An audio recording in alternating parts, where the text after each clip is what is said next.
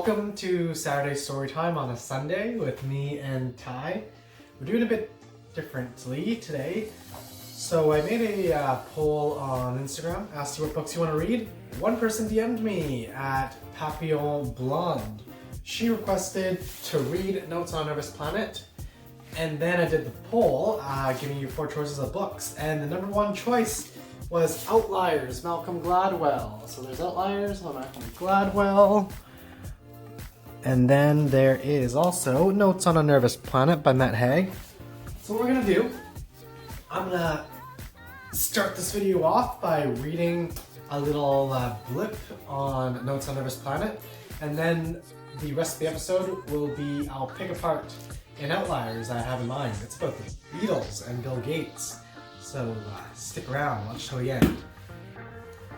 So, this little section, it's called How to Exist in the 21st Century and Not Have a Panic Attack.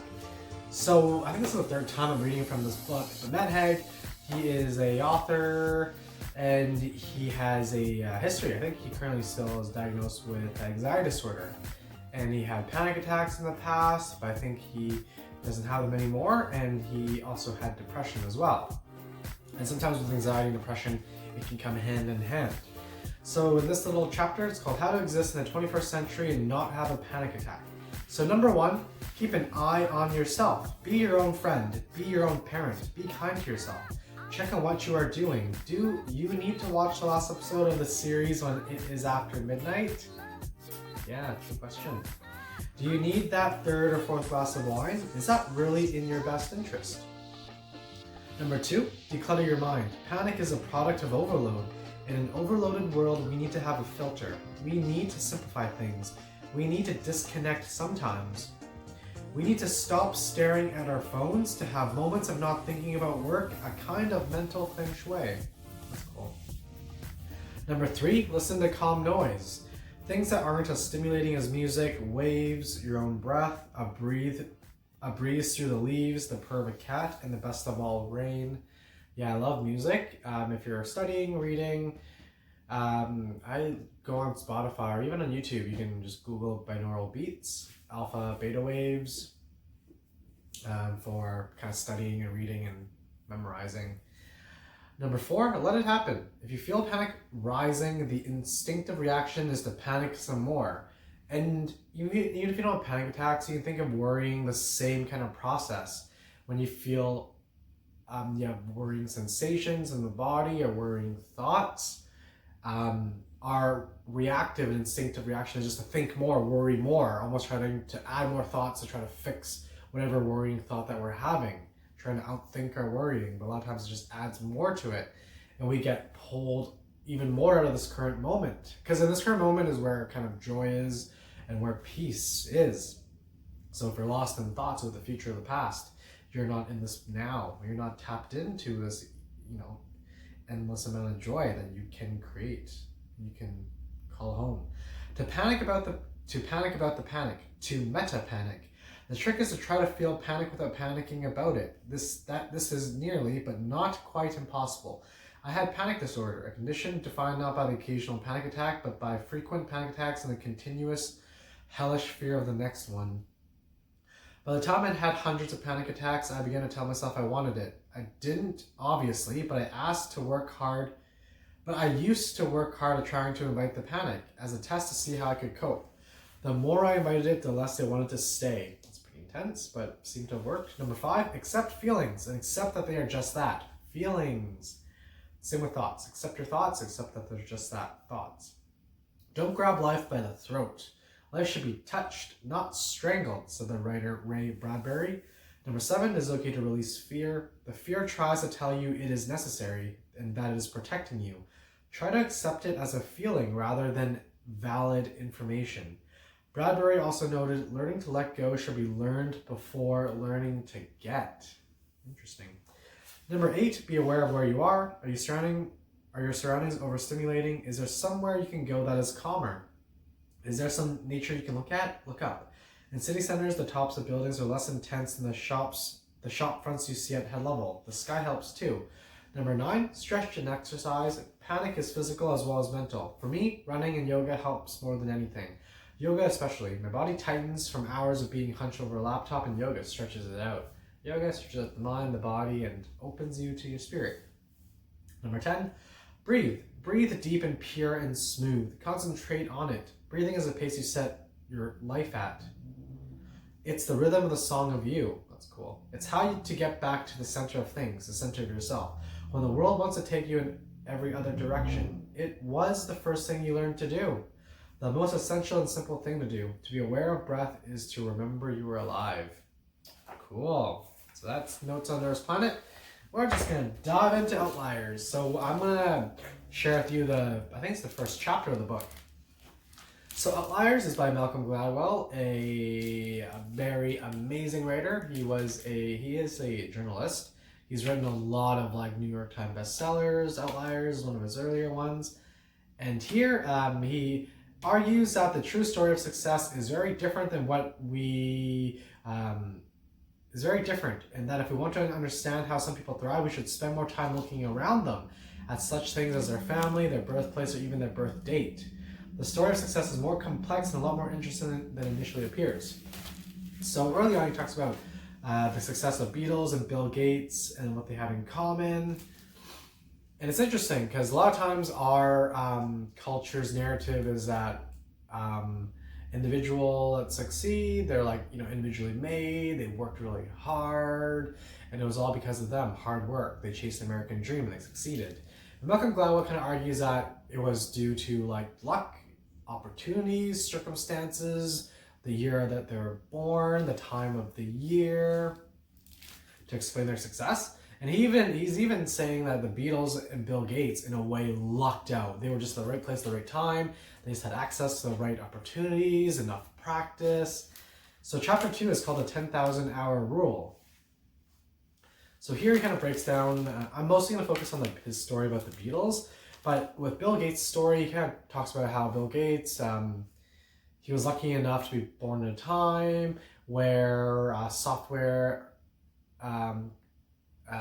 where coding wasn't really big yet, and it was just at the peak, and there were available computers at the time that he could practice on.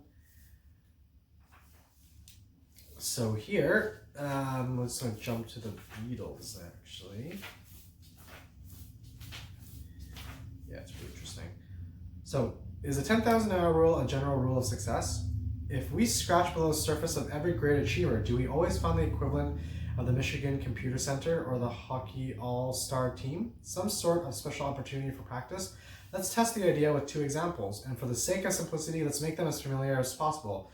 The Beatles, one of the most famous rock bands ever, and Bill Gates, one of the world's richest men. So the Beatles, John Lennon, Paul McCartney, George Harris, and Ringo Starr, came to the US in February of 1964, starting the so-called British invasion of the American music scene and putting out a string of hit records that transformed the face of popular music. Cue Beatles song. Don't know if I can make it happen, but maybe I can. I don't know. The first interesting thing about the Beatles, for our purposes, is how long they had already been together by the time they reached the US. Lennon and McCartney first started playing together in 1957. Damn. So that was about 7 years before they ventured to the US. 7 years prior to landing in the US. Incidentally, the time that elapsed between their founding and their arguably greatest artistic achievements, Sgt. Pepper's Lonely Hearts Club Band and the Beatles' White Album, is 10 years. Whoa. And if you look even more closely at those long years of preparation, you'll find and experience that in context of hockey players and Bill Joy and world-class violinists sounds awfully familiar. So he breaks down hockey players and world-class violinists. With the violinists, there are studies that looked at 3 groups. Groups that were almost you just could tell through maybe some sort of testing or just through gauging from teachers that these potential young students, they're destined to be prodigies or succeed. There's a middle group where they might get some gigs and some success, and the third group, they're almost like the kids that are destined to just teach high school music classes or a music teacher. And from this study, it was surprising enough that it didn't really matter if they kind of had this initial kind of talent or innate talent, but it depended on the amount of time they would practice. And crazy enough, like violinists have some pretty intense practice hours, but on average, like if you want to be like a successful violinist, you start like young, like, you know, starting like, I think like 8 hours when you're like 12 years old up until like friggin' like, you know, 12 plus hours when you're like 16 years old, which is crazy to think. So the Beatles lucked out because in 1960, while they were still just a struggling high school rock band, they were invited to play in Hamburg, Germany. Hamburg in these days did not have a rock and roll music clubs, it had strip clubs, says Philip Norman, who wrote the Beatles biography Shout.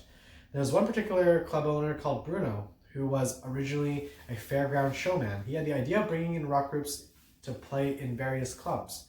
They had this formula. It was a huge non-stop show, hour after hour, with a lot of people lurching in and the other lot lurching out.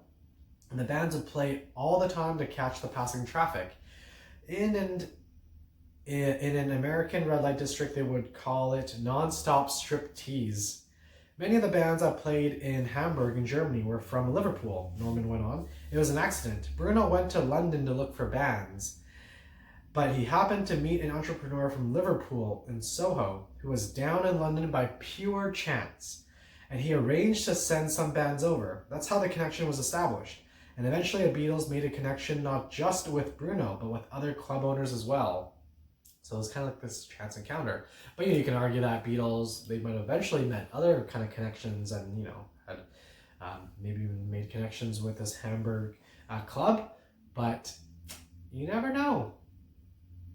They kept going back because they got a lot of alcohol and a lot of sex. I wouldn't doubt it. Beatles back then, holy. And what was so special about Hamburg? It wasn't that it paid well, it didn't. Or that the acoustics were fantastic, they weren't. Or that the audience were savvy and appreciative. They were anything but. It was the sheer amount of time the band was forced to play. Here is John Lennon in an interview after the Beatles disbanded, talking about the band's performances at a Hamburg strip club called the Indra. Oh, so Hamburg is the place. So they were performing at numerous kind of clubs for these like long hours, trying to catch these kind of traffics. On this kind of strip club, kind of strip. We got better and got more confidence. We couldn't help it with all the experience playing all night long. It was hard. It was handy them being foreign. We had to try even harder, put our heart and soul into it, and get over ourselves. In Liverpool, we'd only ever done 1 hour sessions, and we just used to do our best numbers, the same ones at every night. In Hamburg, we had to play for 8 hours. Can you imagine? So we really had to find a new way of playing. 8 hours. Here is Pete Best, the Beatles drummer at the time. Once the news got out about that we were making a show, the club started packing them in. We played 7 nights a week. At first we played almost non-stop till 12:30 when it closed, but as we got better, the crowd stayed till 2 most mornings, so we played even more. 7 nights a freaking week. 7 days a week. The Beatles ended up traveling to Hamburg 5 times between 1960 and 1962. So here are some crazy numbers. On the first trip, they played 106 nights. So they must have just went to Germany and stayed there. 5 or more hours a night. So 106 nights, 5 or more hours. That's like 500. 100 nights, 5 more hours. Yeah, so that's like 500 hours there. On their second trip, they played 92 times. On their third trip, they played 48 times for a total of 172 hours on stage. The last 2 Hamburg gigs in November, December of 1962 involved another 90 hours of performing. All told, they had performed for 270 nights in just over a year and a half. By the time they had their first burst of success in 1964, in fact, they had performed live in an estimated 1,200 times. Do you know how extraordinary that is? Most bands today don't perform 1,200 times in their entire career. The Hamburg Crucible is one of the things that set the Beatles apart. They were no good on stage when they went there, and they were very good when they came back, and Norman went on. They learned not only stamina, they had to learn an enormous amount of numbers, cover versions of everything you can think of, not just rock and roll, a bit of jazz too. They weren't disciplined on stage at all before that. but when they came back, they sounded like no one else. It was the making of them. So, yeah, let that inspire you, knowing that, you might not have been born very gifted, but with hard work, putting yourself out there, seeking opportunities, taking opportunities, grabbing life by the balls or the vulva. And really, and don't let your self-doubt get ahead of you. Don't let this, the initial, excitement, honeymoon, starting something new, and then, not being very good, not getting initial success, or even, some other dependency issues are in the way. Don't let that deter you and stop you short from reaching those potentials, from you becoming the Beatles, from you, taking part in going to your own Hamburg, your own version of Hamburg, your own version of performing at strip clubs for hours every day, discipline non-stop, accountability. Kevin, I'm talking in third person now. Me and Ty, we're rooting for you. Put in the work and let's be the outliers that we are meant to be. Let's be the story of success. And we'll catch you next Saturday. Or Sunday. Take care until then. Bye. We love you. Leave a like, leave a comment.